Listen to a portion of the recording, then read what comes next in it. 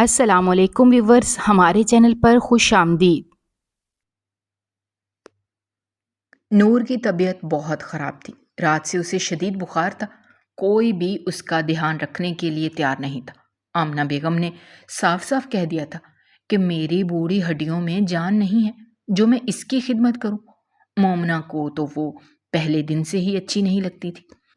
تقریباً دن کے 2 بجے کا وقت تھا جب اسے نور کے چلانے کی آواز سنائی دی۔ اس کی آواز تکلیف میں ڈوبی ہوئی تھی۔ نہ چاہتے ہوئے بھی وہ اٹھی اور اس کے کمرے میں چلی گئی، لیکن سامنے کا منظر دیکھ کر اسے لگا کہ اس کے قدموں کے نیچے سے زمین نکل گئی ہے۔ وہ اس وقت منہ کے بل زمین پر گری ہوئی تھی۔ اس کی حالت بہت بری تھی۔ اس کا پاؤں کسی چیز سے ٹکرایا تھا جس کی وجہ سے ناخن بھی اکھڑ گیا تھا۔ اس سے سانس لینا دشوار ہو رہا تھا۔ مومنہ تیزی سے بھاگتے ہوئے اس کے پاس آئی۔ اس سے پہلے کہ وہ اسے اٹھاتی یا سہارا دیتی، کسی نے اسے پیچھے کی طرف دکھلا اور نور کو سمیٹ لیا۔ وہ کوئی اور نہیں بلکہ مزمل تھا، جو کہ کچھ دیر پہلے ہی گھر واپس لوٹا تھا، اور یہاں پر ہونے والے ہنگامے سے اس کے بھی ہاتھ پاؤں پھول گئے۔ اس نے بے چینی سے نور کو اپنے بازوؤں میں اٹھایا اور ایک لمحے کی دیری کیے بغیر ہی اپنی گاڑی کی طرف لے کر گیا، جو کہ پورچ میں ہی کھڑی تھی۔ آمنہ بیگم خود یہ ہنگامہ خیز آوازیں سن کر پریشان ہو گئی تھیں۔ جب وہ یہاں پر پہنچی اور انہوں نے اپنے بیٹے کو اس اندھی لڑکی کے پیچھے اتنا پاگل پایا تو ان کے ماتھے پر بل پڑ گئے۔ وہ اپنی بہو کے پہلو میں جا کر کھڑی ہوئیں اور طنزیہ انداز میں کہنے لگیں، پتہ نہیں اس انسان کو اس لڑکی میں ایسا کیا دکھائی دیتا ہے جو وہ اس کے پیچھے یوں دیوانہ ہو جاتا ہے، اور ایک کوئی میرے بیٹے کو سمجھاؤ کہ وہ خوبصورت ہے، نوجوان ہے، اسے اچھی سے اچھی لڑکی مل جائے گی، لیکن پتہ نہیں اس نے اس بیچاری کمزور لاغر لڑکی میں کیا دیکھ لیا ہے جو اس کی نظریں نور سے ہٹنے کا نام ہی نہیں لے رہی۔ ان کا لہجہ بہت تلخ تھا۔ ان کے لہجے میں صرف اور صرف نفرت موجود تھی۔ مومنہ کے لبوں پر مسکراہٹ پھیل گئی، جس پر اس نے جلد ہی قابو پا لیا، اور فکر مندی سے ساس کے کندھے پر ہاتھ رکھتے ہوئے بولے، ارے امی جان، میں خود اس کے لیے بہت پریشان ہوتی ہوں۔ نہ جانے یہ کیوں اپنی زندگی خراب کرنے پر تلا ہوا ہے۔ کل کو اگر اس کے بچے بھی اس لڑکی کی طرح اندھے پیدا ہو گئے۔ اس سے پہلے کہ وہ مزید کچھ کہتی، ساس نے تیزی سے ہاتھ اٹھا کر اسے خاموش رہنے کا اشارہ کیا اور ڈانٹتے ہوئے کہا، تمہیں میں نے کتنی بار کہا ہے اپنے منہ سے اچھی باتیں نکالا کرو، ہر بار ہی کچھ نہ کچھ منحوس بولتی ہو جس سے گھر میں بے برکتی پیدا ہوتی ہے۔ ان کی یہ بات کہنے کی دیر تھی کہ وہ اپنی آنکھوں میں آنسو لیے اور روتے ہوئے کہنے لگی، جی ہاں، میں ہی منحوس ہوں، سارا قصور میرا ہی ہے، مجھے پیدا ہی نہیں ہونا چاہیے تھا، مجھ سے غلطی ہو گئی۔ اس نے واویلا مچانا شروع کر دیا۔ آمنہ بیگم کے ہاتھ پاؤں پھول گئے۔ ان کا مقصد اسے تکلیف پہنچانا بالکل بھی نہیں تھا۔ اپنی بہو سے وہ بہت محبت کرتی تھی، اور اس کی وجہ یہ تھی کہ وہ ان کے سب سے بڑے بیٹے کی بیوہ تھی۔ وہ ان کی بہن کی بھی بیٹی تھی۔ بڑے پیار سے وہ اسے رخصت کر کے اس گھر میں لائی تھی، لیکن ان لوگوں کی بدقسمتی کہ شادی کے 1 سال بعد ہی احمد کا انتقال ہو گیا۔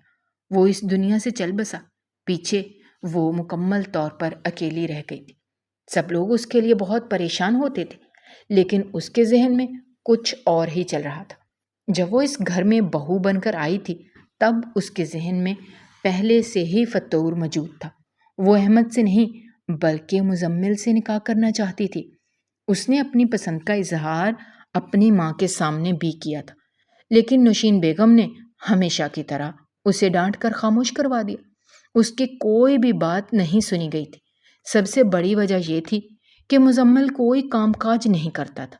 اسے صرف اور صرف پینٹنگز بنانے کا شوق تھا، اور وہ انہی میں مگن رہتا تھا۔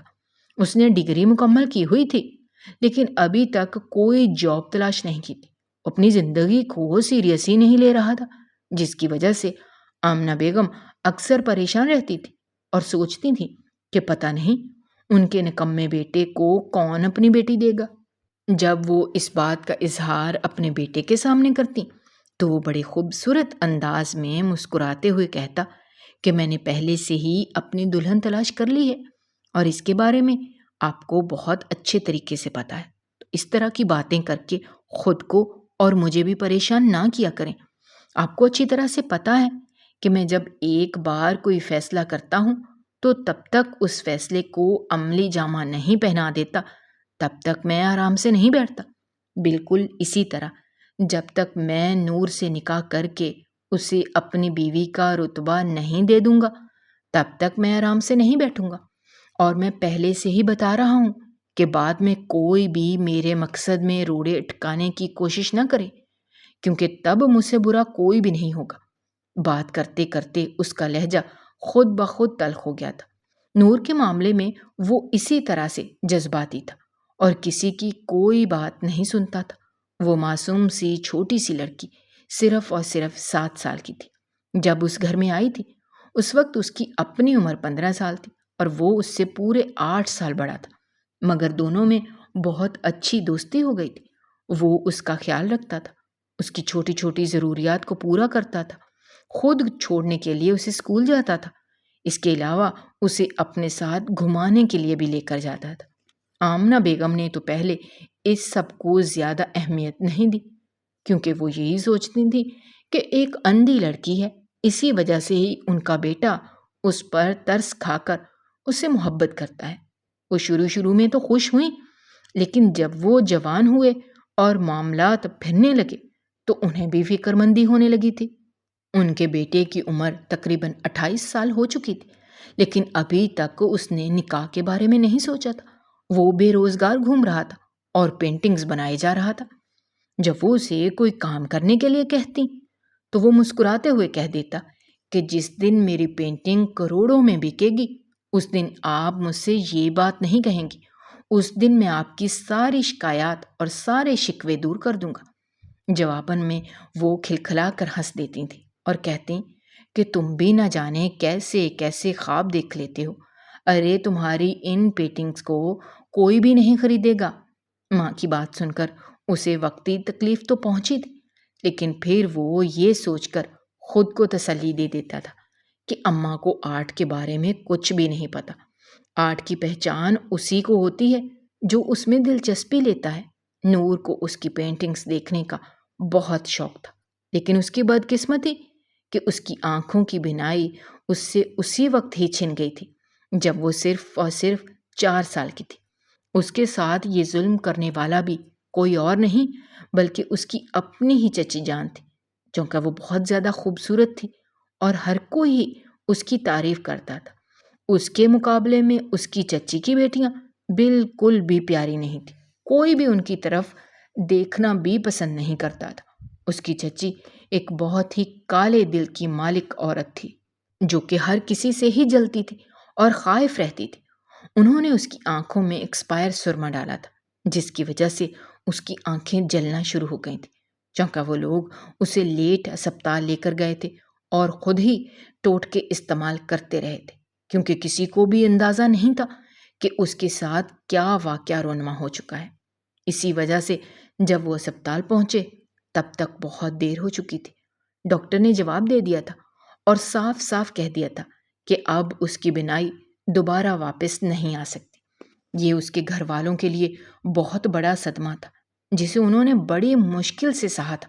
اس کے والدین اس سے بہت محبت کرتے تھے اور اس کا ہر طرح سے خیال رکھتے تھے۔ اس کی ہر ضروریات منہ سے نکلنے سے پہلے ہی پوری ہو جاتی تھی۔ دوسرے بچوں کی نسبت اسے زیادہ اہمیت دی جاتی تھی۔ اس کی وجہ یہ تھی کہ اس میں ایک نقص پیدا ہو گیا تھا۔ یہ سب کچھ تقریباً 3 سال تک چلتا رہا اور پھر کچھ ہی عرصے کے بعد اس کے بابا نے دوسری شادی کر لی اور اپنی بیوی کے ساتھ جا کر رہنے لگے۔ ان کے جتنے بھی بچے نارمل تھے وہ ان سب کو لے کر اپنے ساتھ چلے گئے تھے، جبکہ نور کو انہوں نے اپنی ماں کے حوالے کر دیا۔ اس کی ماں شوہر کی بے وفائی برداشت نہیں کر سکی اور 1 سال بعد ہی اس دنیا سے چل بسی۔ اب پیچھے وہ اپنی دادی کے پاس رہتی تھی۔ اس کی دادی اس کا خیال رکھنے کی ہر ممکن کوشش کرتی تھی، لیکن چونکہ اب وہ خود بوڑھی ہو چکی تھی، ان کی ہڈیوں میں جان بھی نہیں رہی تھی۔ اسی وجہ سے اب اسے سنبھالنا ان کے لیے بہت مشکل ہو گیا تھا۔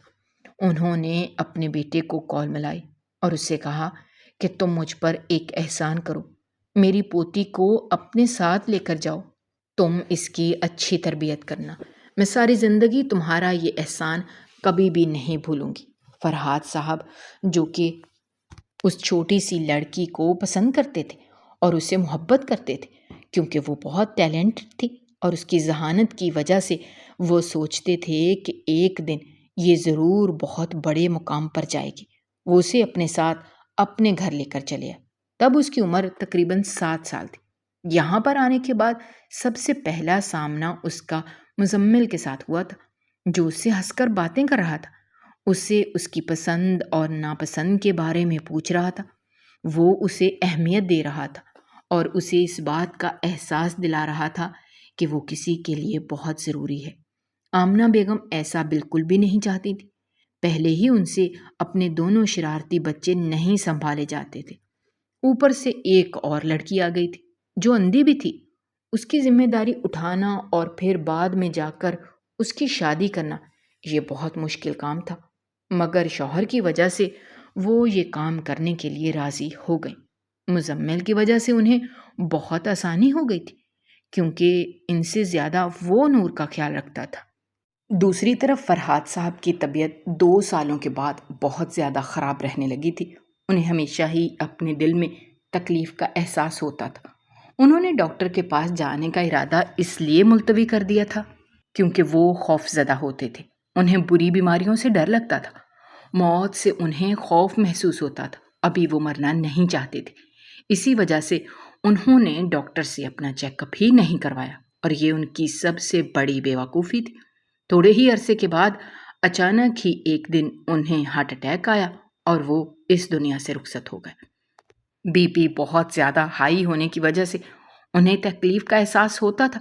اگر وہ پہلے ہی ڈاکٹر سے اس بارے میں گفتگو کر لیتے تو وہ انہیں بی پی نارمل کرنے کی دوائیاں دے دیتا یا پھر ان کا علاج کر دیتا، مگر انہوں نے اپنی بے وقوفی کی وجہ سے اپنا نقصان کر دیا تھا۔ ان کے انتقال کے بعد آمنہ بیگم بہت زیادہ پریشان رہنے لگی تھی کیونکہ کاروبار بہت وسیع پیمانے پر پھیلا ہوا تھا۔ ان کے اپنے 2 بچے تھے جنہیں وہ سنبھال رہی تھیں، اور اس کے علاوہ وہ چھوٹی سی لڑکی بھی ان کی ذمہ داری تھی۔ گھر کی الگ ذمہ داریاں تھیں۔ اس دوران انہیں سمجھ نہیں آ رہی تھی کہ وہ اپنا کاروبار کس کے حوالے کریں۔ ان کی خوش قسمتی یہ تھی کہ ان کی کمپنی کا جو مالک تھا وہ بہت ہی اچھا انسان تھا۔ اس نے آمنہ بیگم کو تسلی دی اور کہا کہ آپ فکر مت کریں، جب تک آپ کے بچے اس قابل نہیں ہو جاتے کہ وہ اپنے باپ کی جگہ پر آ کر کھڑے ہو جائیں، تب تک میں آپ کی کمپنی کو سنبھالوں گا۔ میں آپ سے وعدہ کرتا ہوں کہ آپ کو کبھی بھی مایوس نہیں کروں گا۔ میں ہمیشہ کمپنی کی بقا کے لیے کام کروں گا اور نقصان سے بچنے کی ہر ممکن کوشش کروں گا۔ آمنہ بیگم کے پاس اس پر یقین کرنے کے علاوہ دوسرا کوئی راستہ نہیں تھا۔ اس کے علاوہ خاندان کے کسی دوسرے شخص پر وہ یقین نہیں رکھتی تھی کیونکہ جانتی تھی کہ سب لوگ ہی لالچی ہیں، وہ اپنا مطلب نکالیں گے، اور شاید یہ بھی ممکن ہو سکتا تھا کہ وہ سارا کاروبار ہی اپنے نام کر دیتے۔ یوں وہ اپنے بچوں کا حصہ کسی کو بھی کھانے کی اجازت نہیں دے سکتی تھی۔ ان کا یہ یقین بھی کارآمد ثابت ہوا اور تقریباً 4 سالوں کے اندر اندر وہ کمپنیاں آسمان کی بلندیوں تک پہنچ گئیں۔ وہ بہت زیادہ ترقی کر گئی تھی۔ تب تک احمد بھی جوان ہو گیا تھا۔ اس نے اب وہاں پر کام کرنا شروع کر دیا تھا۔ اب وہ باس بن گیا تھا۔ اسے شروع سے ہی اس طرح کے ٹیم لیڈ والے کام بہت زیادہ پسند تھے۔ وہ اپنے بھائی کو بھی اپنے ساتھ چلنے کا کہتا تھا، لیکن مزمل صاف انکار کر دیتا اور دونوں ہاتھ اس کے سامنے جوڑتے ہوئے کہتا کہ بھائی، مجھے اس بزنس کی دنیا سے دور رکھو، اس سب میں میرا دم گھٹتا ہے، میں اپنے رنگوں کی دنیا میں ہی خوش ہوں۔ اس کی باتیں سن کر بڑے بھائی کو غصہ آتا تھا، مگر وہ جانتا تھا کہ اس سب کا کوئی فائدہ نہیں ہے کیونکہ اس کے چھوٹے بھائی نے وہی کرنی ہے جو اس کا دل چاہے گا۔ دوسری طرف مومنہ جو کہ ان کی خالہ کی بیٹی تھی، وہ مزمل کو بچپن سے ہی پسند کرتی تھی، مگر جب وہ نور کی طرف متوجہ ہوتا تھا اور اس کا خیال رکھتا تھا تو اس کو دلی تکلیف پہنچتی تھی۔ اکثر ہی وہ اس وجہ سے اپنے کزن سے لڑائی بھی کرتی تھی۔ لیکن دوسری طرف لاپرواہی کسے تھی؟ وہ اپنی نابینا کے علاوہ کسی کے بارے میں نہیں سوچتا تھا۔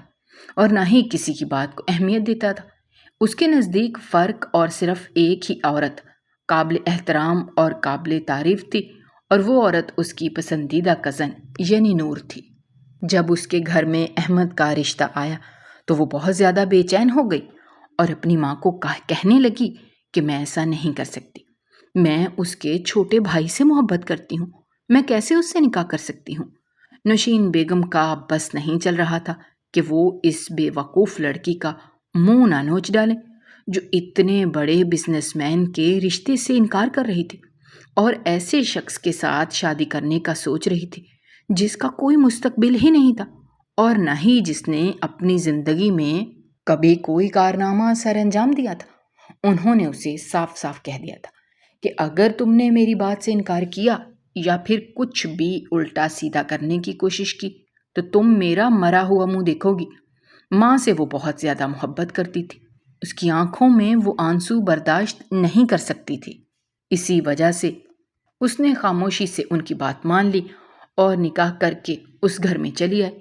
یہاں پر جب جب وہ مزمل کو دیکھتی تھی تب تب اس کا دل خون کے آنسو روتا تھا۔ کبھی بھی اس نے احمد سے مسکرا کر بات نہیں کی تھی اور نہ ہی کبھی اسے شوہر کا درجہ دیا تھا، نہ ہی کبھی اس کا خیال رکھا تھا۔ وہ اس کے پیچھے گھومتا پھرتا رہتا تھا، اس کی محبت کے لیے تڑپتا رہتا تھا، لیکن وہاں پر پرواہ کسے تھی؟ اس نے خود سے وعدہ کیا تھا کہ اگر وہ مزمل کی نہیں ہو سکتی تو وہ اپنے آپ کو کسی اور کے بھی حوالے نہیں کرے گی۔ دونوں کے نکاح کو تقریباً 6 مہینے گزر چکے تھے، لیکن ابھی تک کوئی ازدواجی رشتہ قائم نہیں ہوا تھا۔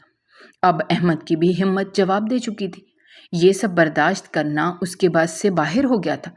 اسے اتنا تو پتہ چل ہی گیا تھا کہ یہ لڑکی اپنے دل میں کسی اور کے لیے جذبات رکھتی ہے اور یہ اس وقت تک اس کے قریب نہیں آئے گی جب تک وہ شخص اس کے دل سے نکل نہ جائے، اور اس میں اتنی ہمت بالکل بھی نہیں تھی کہ وہ اس انسان کو اس کے دل سے نکالتا۔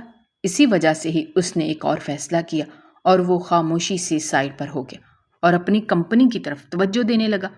ہر ہفتے ہی وہ کسی نہ کسی ٹور پر نکل جاتا تھا۔ آمنہ بیگم جب یہ دیکھتی تھیں تو انہیں بہت غصہ آتا تھا۔ وہ اپنے بیٹے کو ڈانٹتی اور کہتی کہ یہ کیا حرکتیں ہیں تمہاری، ابھی نئی نئی شادی ہوئی ہے، تمہیں چاہیے کہ تم اپنی بیوی کے ساتھ وقت گزارو، مگر تمہیں میٹنگ سے ہی فرصت نہیں ملتی۔ میں تو سوچ رہی تھی کہ تمہاری شادی کے بعد 1 ہی سال کے اندر اندر مجھے بھی پوتا مل جائے گا، میں بھی اس کے ساتھ کھیلوں گی، اس سے پیار کروں گی، لیکن یہاں پر تو کوئی آثار ہی نظر نہیں آ رہے۔ جب بھی وہ بچے کا نام لیتی تھی تو وہ شکایتی نظروں سے مومنہ کی طرف دیکھتا تھا، جواباً وہ نظریں چرا لیتی تھی۔ اس سب میں اس کا کوئی بھی عمل دخل نہیں تھا، اور ایک دن جب وہ اپنے ٹور سے واپس آ رہا تھا اچانک ہی اس کی گاڑی ایک کھائی میں جا کر گر گئی اور یوں اس کا انتقال ہو گیا۔ کسی کو اس کی لاش بھی نہیں ملی تھی۔ یہ صدمہ سب گھر والوں کے لیے بہت بڑا تھا۔ آمنہ بیگم کا رو رو کر برا حال تھا۔ اپنے بڑے بیٹے کی تربیت انہوں نے بڑی مشکلوں سے کی تھی کیونکہ وہ بچپن سے ہی بہت ضدی ثابت ہوا تھا۔ انہوں نے بڑی مشکل سے اسے ایک اچھا انسان بنایا تھا اور اسے اس قابل بنایا تھا کہ وہ بڑھاپے میں ان کا سہارا بنے، لیکن وہ بیچارہ جوانی میں ہی اس دنیا سے چل بسا تھا۔ اس سب میں صرف ایک شخص کو خوشی محسوس ہو رہی تھی اور وہ مومنہ تھی۔ اسے یوں لگ رہا تھا جیسے اس کی دیرینہ خواہش پوری ہو گئی ہے۔ رات کے وقت اس نے شکرانے کے نفل ادا کیے۔ مسکراہٹ اس کے چہرے سے جدا ہونے کا نام ہی نہیں لے رہی تھی۔ جب عورتیں اس کے پاس افسوس کرنے کے لیے آتی تھیں تب وہ بڑی مشکل سے اپنی مسکراہٹ پر قابو پاتی تھی۔ کہیں سے بھی نظر نہیں آتا تھا کہ وہ دکھی ہے۔ اس نے ہمیشہ ہی اپنی زندگی میں جو چاہا وہ اسے مل گیا تھا۔ عموماً اس عمل میں تھوڑی سی دیر بھی لگ جاتی تھی، لیکن اس نے کبھی ہمت نہیں ہاری تھی اور نہ ہی صبر کا دامن چھوڑا تھا۔ مزمل اسے لے کر اسپتال پہنچ گیا تھا۔ تھوڑی ہی دیر کے بعد اس کی مرہم پٹی کر دی گئی تھی۔ اب وہ دوبارہ سے نارمل حالت میں واپس آ گئی تھی۔ وہ آنکھیں کھولے چھت کی طرف دیکھ رہی تھی، لیکن اسے صرف اور صرف اندھیرا نظر آ رہا تھا۔ مزمل اس کے قریب جا کر بیٹھ گیا اور اس کا ہاتھ تھامتے ہوئے اسے اس کی خیریت کے بارے میں پوچھنے لگا۔ اس کی آنکھوں سے تیزی سے آنسو بہنے لگے۔ اسے اس طرح سے روتا دیکھ کر وہ پریشان ہو گیا اور فکر مندی سے بولا، کیا ہو گیا ہے تمہیں؟ کیوں رو رہی ہو؟ کسی نے تمہیں ڈانٹا ہے؟ تم کبھی مجھے چھوڑ کر تو نہیں جاؤ گے؟ اس نے اپنے دل میں جنم لینے والا سوال اس سے پوچھ ڈالا۔ وہ چند لمحوں کے لیے خاموش ہو گیا اور پھر مضبوط لہجے میں بولا کہ صرف اسی صورت ہی میں تمہیں چھوڑ سکتا ہوں جب میری سانسیں مجھ سے جدا ہو جائیں گی۔ اس کے علاوہ جب تک میں زندہ ہوں تب تک میں تمہیں چھوڑنے کے بارے میں سوچ بھی نہیں سکتا۔ تم نہیں جانتی کہ میں تم سے کتنی محبت کرتا ہوں اور تم سے جدا ہو جانے کا احساس مجھے کس قدر تکلیف پہنچاتا ہے۔ اگر تم میرے دل میں چھپی ہوئی وہ محبت دیکھ لو تو تم خود کو دنیا کی خوش قسمت لڑکی سمجھنے لگو۔ اس کا لہجہ جذبات سے بھرپور تھا۔ مگر میں تو اندھی ہوں۔ مجھے مومنہ کہہ رہی تھی کہ میں خوبصورت بھی نہیں ہوں اور اس کے باوجود تم میرے ساتھ رہنے کے لیے تیار ہو، مجھے اپنانے کے لیے تیار ہو۔ ایسا کیسے ممکن ہو سکتا ہے؟ کیا کوئی انسان بغیر کسی فائدے کے کسی شخص سے اتنی محبت کر سکتا ہے؟ اس کے لہجے میں اس وقت صرف اور صرف ڈر موجود تھا، جو مزمل نے اچھے طریقے سے محسوس کیا تھا۔ آج سے پہلے اس نے کبھی بھی اپنی محبوبہ کے لہجے میں اس طرح کے وسوسے نہیں پائے تھے۔ مجھے لگ رہا ہے کہ کسی نے تم سے غلط باتیں کی ہیں یا کسی نے تمہیں میرے خلاف کرنے کی کوشش کی ہے۔ اس کی بات سن کر وہ چند لمحے کے لیے خاموش ہو گئی اور پھر کہنے لگی کہ اس سے کیا فرق پڑتا ہے، کیونکہ میں کبھی بھی تمہارے خلاف نہیں ہو سکتی۔ میں تم پر یقین رکھتی ہوں اور یہ یقین اس وقت تک قائم رہے گا جب تک میری سانسیں چل رہی ہیں۔ میرا مان کبھی بھی نہ توڑنا اور مجھے کبھی بھی چھوڑ کر نہ جانا، ورنہ یہ دنیا مجھے کھا جائے گی۔ یہ کہہ کر وہ پھوٹ پھوٹ کر رونے لگی۔ آج چھوٹی چھوٹی بات پر اس کا دل بھر رہا تھا اور اس کی وجہ یہ تھی کہ کل رات تھی جب وہ اپنے کمرے میں آرام کے لیے لیٹی تھی تو اچانک ہی اسے دروازہ کھولنے کی اور پھر کسی کے اندر داخل ہونے کی آواز سنائی دی تھی۔ قدموں کی چاپ سے اسے اندازہ ہو گیا تھا کہ یہ اس کی بھابھی مومنہ ہے۔ وہ چھوٹے چھوٹے قدم اٹھاتی ہوئی اس کے پاس آئی اور اس سے کہنے لگی، ہاں تو اندھی لڑکی، اب تمہاری طبیعت کیسی ہے؟ مجھے پتہ چلا ہے کہ تمہیں پچھلے کچھ دنوں سے بخار ہے۔ اگر میری مانو تو تھوڑا سا وقت نکال کر اس بخار میں ہی مر جاؤ، کیونکہ تمہارا وجود ہمارے لیے ایک بہت بڑے بوجھ سے زیادہ اور کچھ نہیں ہے۔ اس کے لہجے میں صرف اور صرف نفرت موجود تھی، جس سے نور کا دل بہت بری طرح سے ٹوٹا تھا۔ اس نے اپنے آنسوؤں پر بڑی مشکل سے کنٹرول رکھا ہوا تھا۔ اب کیا اندھی کے ساتھ ساتھ گونگی بھی ہو گئی ہو؟ کچھ منہ سے بولو بھی، تاکہ مجھے پتا چلے کہ تم بھی زبان رکھتی ہو۔ دوبارہ سے اس نے بدتمیزی والے انداز میں پوچھا، آپ مجھ سے اس قدر نفرت کیوں کرتی ہیں آخر؟ میں انہیں آپ کا کیا بگاڑا ہے جو آپ مجھ سے پیار سے بات نہیں کرتی؟ اتنے عرصے سے اس کے ذہن میں جو سوال اٹھ رہا تھا آج وہ اس نے پوچھ ہی ڈالا، اور جواب بہت زیادہ تلخ تھا۔ سامنے کھڑی عورت نے کسی بھی چیز کا لحاظ نہیں کیا اور اسے صاف صاف کہہ دیا تھا کہ تم سے نفرت کی سب سے بڑی وجہ یہ ہے کہ تم نے میری محبت پر قبضہ جما لیا ہے۔ تم راستے سے ہٹ ہی نہیں رہی۔ مجھے منزل پر پہنچنے سے روکنے والی آخری رکاوٹ صرف اور صرف تم ہی ہو۔ اگر تم میرے راستے سے ہٹ جاؤ تو ہمیں اپنی منزل کو پا لوں۔ اتنے عرصے کے لیے میں جس چیز کے لیے تڑپ رہی ہوں اب میں اسے حاصل کرنا چاہتی ہوں، مگر تمہاری وجہ سے میں بہت بے بس ہوں۔ اس کا لہجہ بھی آنسوؤں سے بھر آیا تھا۔ وہ اپنے دل کا کیا کرتی؟ اتنے عرصے سے وہ یک طرفہ محبت کے بوجھ کو اٹھائے زندگی گزار رہی تھی۔ اب اس کی ہمت جواب دے چکی تھی۔ جب بھی وہ اپنے محبوب کو اس اندھی لڑکی سے محبت جتاتے ہوئے دیکھتی تھی تو اس کا دل خون کے آنسو روتا تھا۔ اس کا بس نہیں چلتا تھا کہ وہ اس لڑکی کو کسی ایسی جگہ پر بھیج دے جہاں سے اس کی واپسی ناممکن ہو جائے، یا پھر وہ مزمل کے ذہن سے اس کی یادداشت ہمیشہ ہمیشہ کے لیے مٹا دے، تاکہ اسے اس لڑکی کے بارے میں کچھ بھی یاد نہ رہے۔ اسے صرف اور صرف ایک ہی عورت یاد رہے اور وہ مومنہ ہو۔ یہ آپ کیا کہہ رہی ہیں؟ آپ بھول گئی ہیں کہ آپ کا نکاح احمد بھائی سے ہو چکا ہے۔ اب آپ ان کی بیوہ ہیں۔ کم از کم آپ تھوڑا سا تو لحاظ کر لیں۔ ابھی تو آپ کی عدت بھی مکمل نہیں ہوئی، وہ تڑپ کر بولی تھی۔ وہ نہیں جانتی تھی کہ یہ سب کہہ کر اس نے کتنی بڑی غلطی کر دی ہے۔ اگلے ہی لمحے مومنہ تیزی سے چلتی ہوئی اس کے پاس آئی اور اس کے بالوں سے پکڑ کر اسے جھٹکے دیتے ہوئے کہنے لگی، تمہیں میں نے کتنی بار کہا ہے میرے سامنے زیادہ زبان نہ چلایا کرو، مجھے تمہاری یہ کینچی کی طرح چلتی ہوئی زبان بالکل بھی اچھی نہیں لگتی۔ اگر میں نے کسی دن اسے کاٹ دیا تو روتی پھرو گی۔ جہاں تک احمد سے محبت کرنے کا سوال ہے تو یہ صرف اور صرف جھوٹ ہے، کیونکہ میں نے کبھی بھی اس سے محبت نہیں کی تھی اور نہ ہی کبھی اسے چاہا تھا۔ اس سے شادی تو صرف اور صرف میں نے اپنی ماں کی وجہ سے کی تھی۔ اگر وہ مجھے مجبور نہ کرتی تو آج میں مزمل کی دلہن ہوتی۔ ابھی بھی زیادہ وقت نہیں گزرا، اگر میں تمہیں راستے سے ہٹا دوں تو میں اس کی دلہن بن سکتی ہوں۔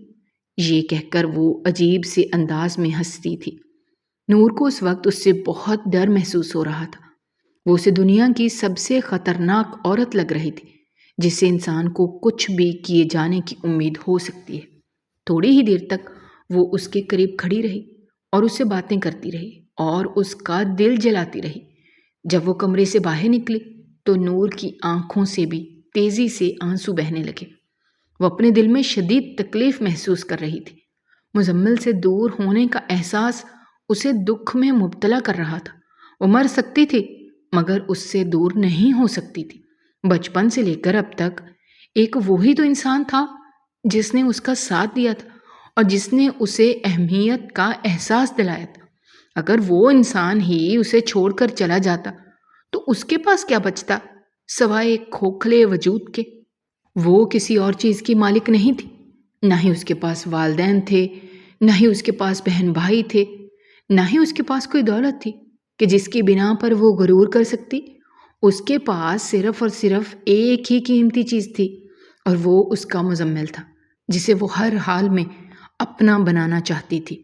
مزمل نے جب اسے گہری سوچ میں ڈوبا ہوا پایا تو اس کا کندھا پکڑ کر جھنجھوڑنے لگا اور کہنے لگا، نہ جانے کیوں مجھے لگ رہا ہے کہ بھابھی نے دوبارہ سے تمہیں ڈرایا ہے یا تمہیں دھمکانے کی کوشش کی ہے۔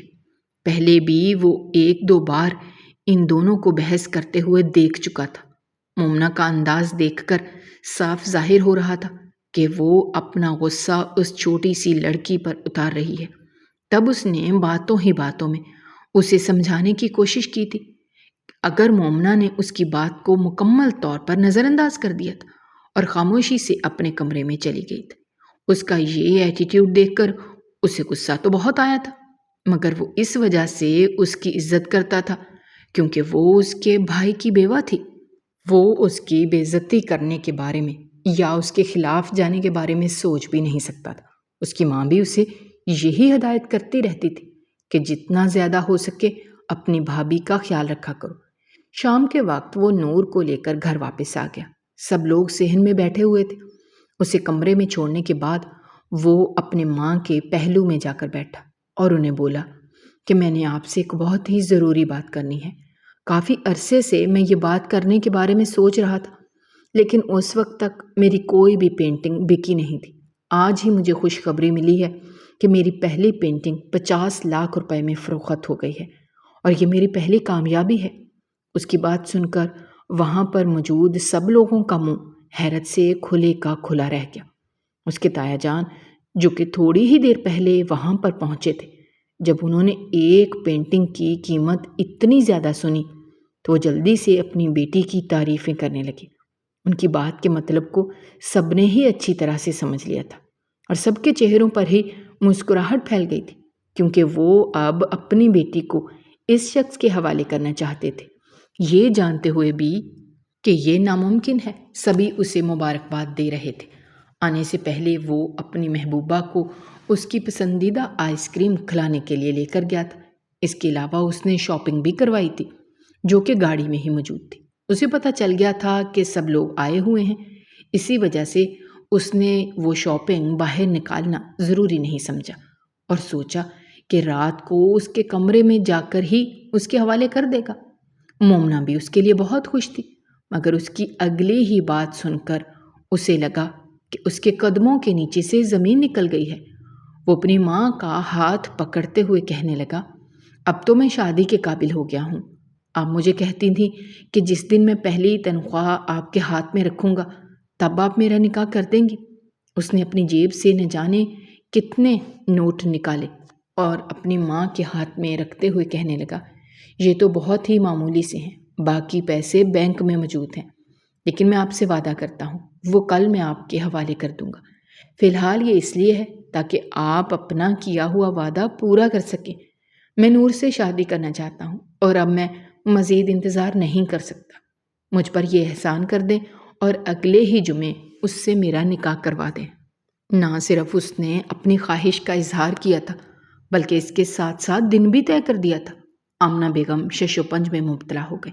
سب لوگوں کے سامنے وہ اپنے بیٹے کو انکار کر کے اس کی جگ ہسائی بھی نہیں کرنا چاہتی تھی اور انہیں یہ چیز بھی معیوب لگ رہی تھی۔ اس کے باوجود بھی انہوں نے اپنے بیٹے کی بات ماننے کا فیصلہ کیا اور اس سے وعدہ کیا کہ اسی جمعے اس کا نکاح پڑھا دیا جائے گا۔ شام کے وقت جب سب لوگ وہاں سے چلے گئے تو مومنہ نے ایک بڑا ڈرامہ لگانے کا فیصلہ کیا۔ سب سے پہلے وہ روتی ہوئی اپنی ساس کے کمرے میں گئی اور انہیں کہنے لگی، امی جان، آپ نہیں جانتی کہ میں کس قدر تکلیف میں ہوں۔ اسے اس طرح سے روتا دیکھ کر وہ بھی بہت پریشان ہو گئی۔ تیزی سے چلتی ہوئی اس کے پاس آئی اور اسے اپنے سینے سے لگاتے ہوئے کہنے لگی، کیا ہو گیا ہے میری بیٹی کو؟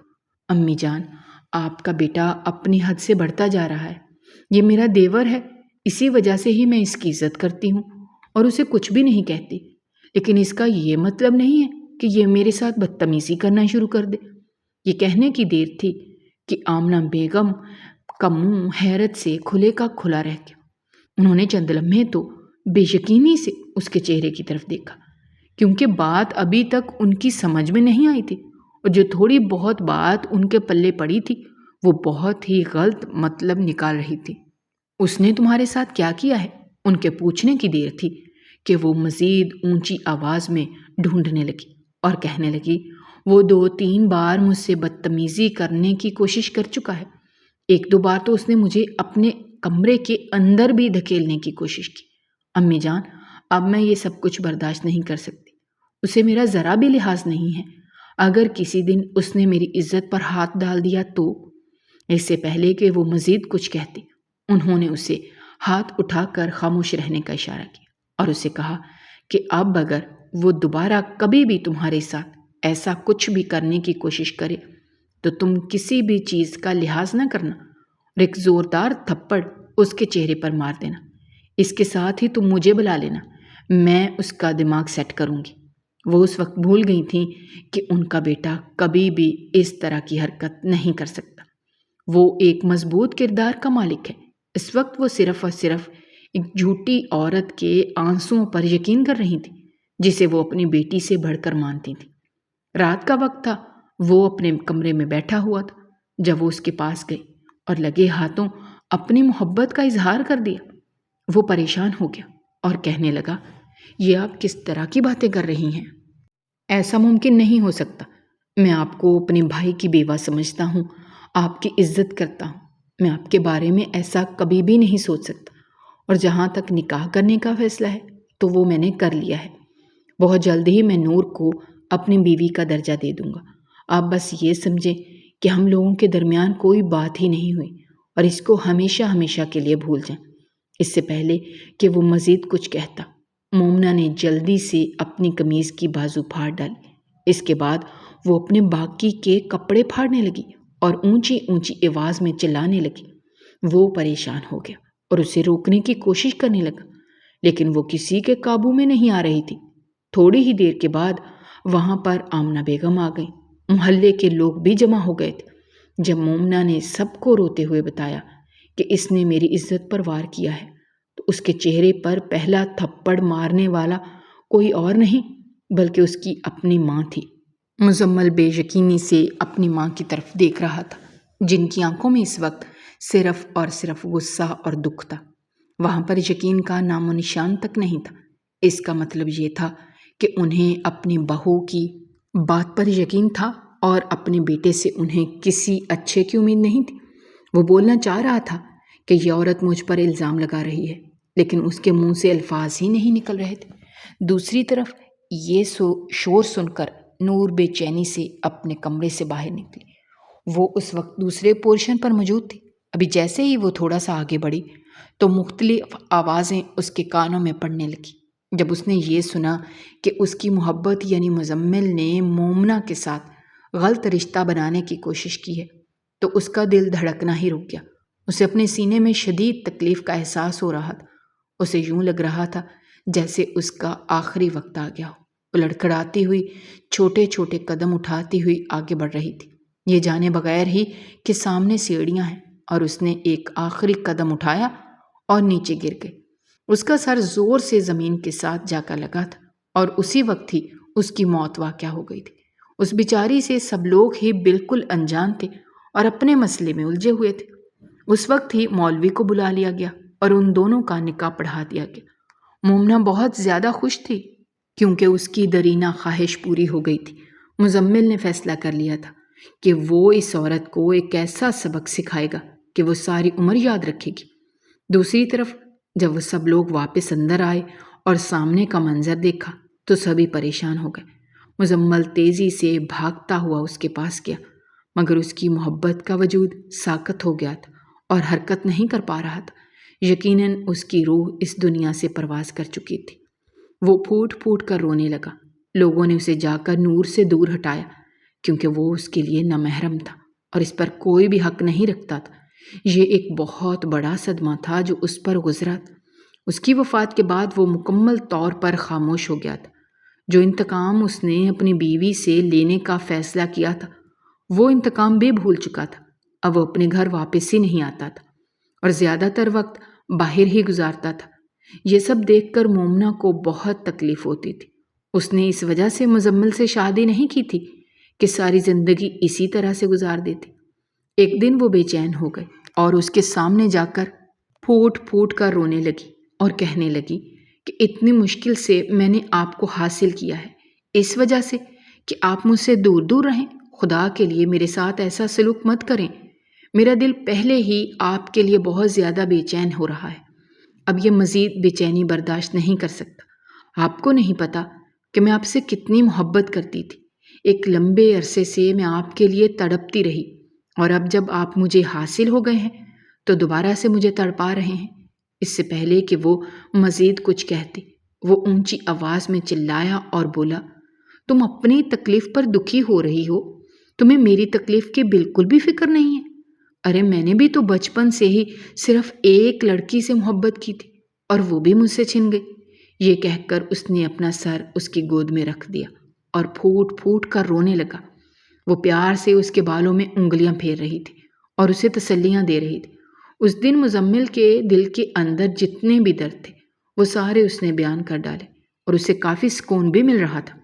دونوں جانتے تھے کہ اگر انہوں نے ایک ساتھ رہنا ہے اور خوشگوار زندگی گزارنی ہے تو اس کے لیے انہیں ایک دوسرے کا سہارا بننا پڑے گا۔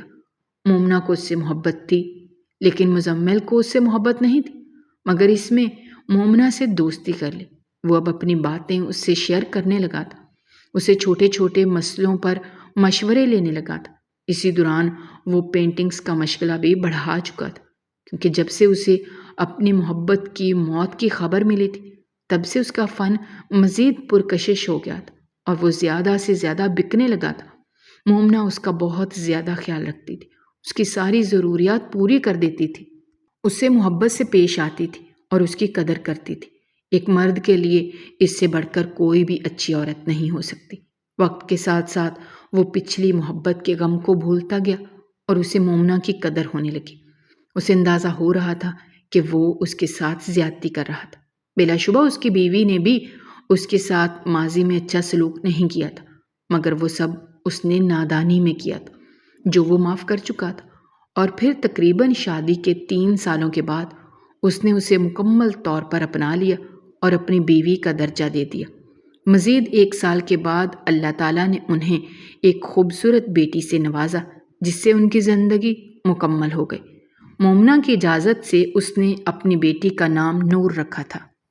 اگر آپ کو ہماری کہانیاں پسند آ رہی ہیں تو ہمارے چینل کو سبسکرائب کیجیے، ویڈیوز پر کمنٹ کیجیے اور شیئر کیجیے۔ شکریہ۔